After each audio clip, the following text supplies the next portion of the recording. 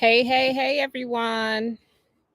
Happy Thursday. So, thank you for joining me in with me today. Today, I'm going to be talking about how to become a licensed Ohio real estate agent. The process is pretty much the same, no matter if you're in Ohio or in another state. I will briefly talk about some of those differences that you may see.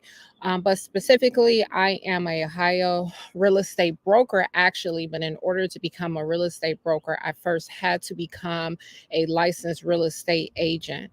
So, people are always intrigued by the profession of a real estate agent and have some interest in there and really want to know what do they need to do to get started? What are the requirements?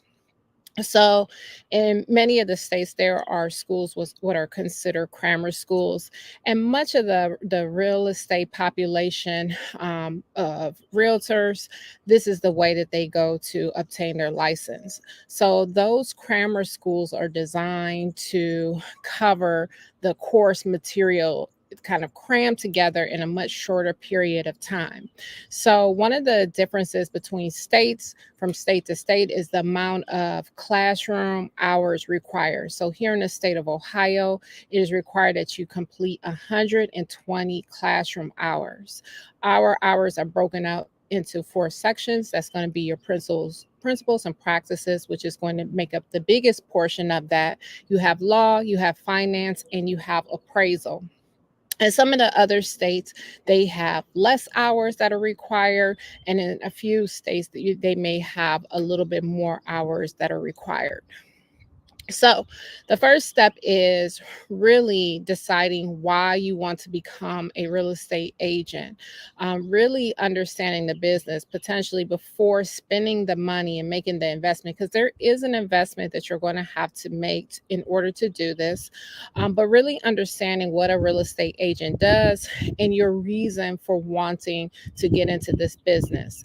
If you're wanting to get in just because you know some agents, it seems or appears that they're making lots of money in real estate, and if that's the sole purpose of you wanting to get into this, then you may want to consider or reconsider your thoughts about becoming a real estate agent. So, the biggest thing I would say with the real estate agent and what makes the job challenging, because, showing the homes, that's fun. That's the easy part of real estate. Learning the contracts can become a little overwhelming initially, but it's once you understand the contracts and what you're looking at, it's really easy to fill in the documents because all of our contracts are actually written by an attorney or provided by our state or our local boards. So we're just learning what those documents say and we're filling in those contracts. So that part is easy. The part that I think that people tend to overlook is the portion of working with people, that customer service industry. So typically, we see that a lot of hairstylists do really well in this industry as becoming a real estate agent because they're already used to that high level customer service, like turning the customer over. Not that this is like a fast food transaction, but there's a level of a customer experience that goes along with selling real estate, similar to when you are the hairdresser. That customer sits in your chair and they trust you, they're telling you their life story, you're chit chatting, and they look back for coming back for more to share updates, information about the family, sometimes personally about their marriage or a relationship that they're in. So um the challenging part again about being a real estate agent is really managing people. I always tell or remind people that in a transaction, there's going to be a minimum of four people: you, the buyer's agent, the listing agent, or vice versa, the buyer, the seller. And if they're married or have a spouse in that transaction, you could also be dealing with a husband or wife on either side of that. So you can quickly go from four to six people in a transaction. Or you may be dealing with a family that lost a loved one, a parent, and so now the family is dealing with the loss of their family member and now having to sell one property or multiple properties that that loved one had owned. So you really want to understand why you want to get into it. Do you like dealing and working with people? Because this is a very people oriented business. So you want to make sure that you are doing this for the right reason. So once you decide you want to get into the business, and you can reach out to a local real estate brokerage, talk to them, ask them what it's like. Can you stop into their office maybe for like an office meeting, or talk to that broker or office manager to see what would you be expected to do. And then that next thing that you want to move into is start researching real estate schools in your area. So most of the local colleges, or a lot of the local colleges, do offer the courses. The difference with going through a local college is that the time frame to earn your certificates and complete that 120 hours is typically a lot longer process. So the process is a lot longer. At our local schools, you may be seeing like 8 weeks per section. So 8 weeks times 4 of the sections you would have to go through. With the crammer schools, they are usually designed to kind of fit around multiple people's schedule. So they have evening classes. Typically, the school in our area, if you go with those evening classes, then it'll take you about 3 months going through those evening sessions. They have it to where you can finish the classes in like a week to 2 weeks, or they have a weekend session for about a month's time. You can finish all of those classes. So the classes are designed for you to cram in that information. And then at the end of that, you want to make sure that you're focusing in and taking some sort of study guide, study test at the end of that to help you prepare for the test. Yep, you heard me correctly. So after you earn those certificates, you have to take a state test. Now, in our state in Ohio, you're taking two portions of that test. It's called the state and national portions of the test. You'll roughly have about 3 hours to complete both portions of the test. You need about 70% to pass the test. If you fail one section of it, you can go back and take just that section. You just have to renew your application.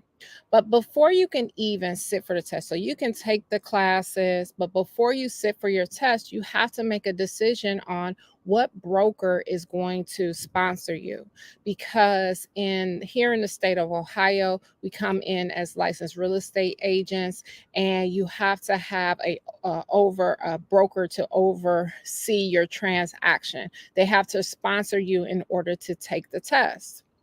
So that broker is holding your license, and they're responsible for any mistakes that you make during the course of your career. So it's very critical that you have a understanding of what the training plan is going to be, or are they going to be right there by your side when you're going through that transaction? These are the types of questions that you want to ask when you're interviewing your broker. How are they going to support you in your business? Do they offer some sort of training session in there? Are you required to stay at that brokerage for a certain period of time after you get licensed? So that broker has to sign up on that application. And if you were to fail that test, they have to redo that application each time. Now, the state is going to do a background check on you. This is something that you're going to have to pay for when you send in your application. You can go to the local BMV, and they will do fingerprints for you. You send in that application. Our application is $81 each time you send that in. So even if you're retaking that, you have to pay that $81 again. And you also have to pay for the test, the testing facility. We use a company here called PSI. So, and I want to say that's roughly about $50. So you pay for the classes. The classes itself range anywhere from about $1,000 to $1,700, depending on which provider that you go to. So then you have your test application that you have to pay for. So you're doing all of this before you even get your license. So after you get your license, what you will be expected to do here in Ohio right away is just like if you are a plumber, you may want to belong to the local union. Well, as real estate agents, we are part of a trade organization that's the National Association of Realtors. That is what gives us the title of being a realtor, that allows us to use that trademark. And we also, you have to be part of the trade organization to get access to the MLS, and that's where we view and share information about properties that are being bought and sold on the market. So immediately right out the gate, after you pass that test, so you spent all that money taking the classes. Now immediately after, you're spending roughly another $1,000 to get your status of being a realtor and joining the board, access to the MLS. And then something that I think people forget about is that you just started a new business like any other business. You just started a new business for yourself. So with any new business, you're going to want to make sure that you set aside some marketing dollars, right? That is new photographs and headshots of yourself. That's postcards that you may want to mail out.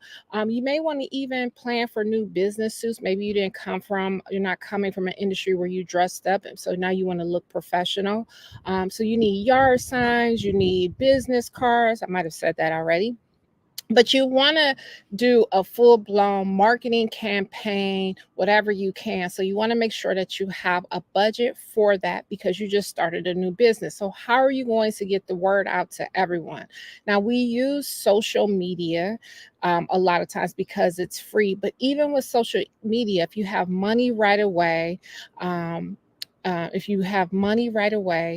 then you want to maybe run some ads, letting people know. So, just to recap on there, to become an Ohio real estate agent, the first thing that you want to do is determine why you want to get into the business. What is the reason that you want to do that? Are you going to work full time, part time? What is that strategy and plan behind that? Next thing you want to do is talk to some real estate brokers that are out there, maybe a couple of different companies, because there are different office business models of brokerages out there. Who do you kind of jive with? Who, when you go in, that you feel that chemistry that's there? So go out and interview. If you're here in Ohio, I would love to connect with you. I am the broker and owner over at Brick House Realty here. The number is scrolling below. But and think about if you want to be with a small brokerage or if you want to be with a larger national chain brand. You may want to interview both on there. And then from there, you want to start looking at the schools that are out there. Are you someone that can operate as an independent learner, where you're okay accessing the material online? We do have affiliate program for the school. Our classes are about $1,000, and you can break that into 3 payments of $342. Or there's schools where you can go in person. That's going to be $1,500-$1,600 for that. Or if you want to if you're working on a degree through your local college and you want to just throw in some real estate classes as you're completing another degree, you can do that as well. So once you do that, you pick that school you want to go to, sign up with a brokerage that you have an interest with, start shadowing them, start figuring out what can you do before you get your license, and then start writing that goals and plans of whatever you have in mind. So I hope this answered all of your questions. I'll be sure to come back and share more with you guys. If you're someone that has already taken the classes and you are having a hard time passing the test, we just looked at the numbers a couple of weeks ago, and people are passing the test at about a 50% rate. So it's actually a little bit less. It's about 45% are of people that are actually passing the test. We have a class coming up this Sunday to help people pass the test, where our goal is to get you past the first time so you don't have to keep paying that money over and over again, and lowering your confidence. So if you want more information about that, you can definitely send me a DM. I'm happy to answer those questions for you. Outside of that, I hope you found this video very informative. Make sure you like and share with others. And subscribe to my channel. So, every time that I go live and share information, I'm always sharing information about the real estate industry, the market, what's going on, and keeping you guys informed. So, thank you for joining me again today. My name is Andrea Wilson. I'm the broker and owner over at Brick House Realty here in Cleveland, Ohio. Talk to you later, guys.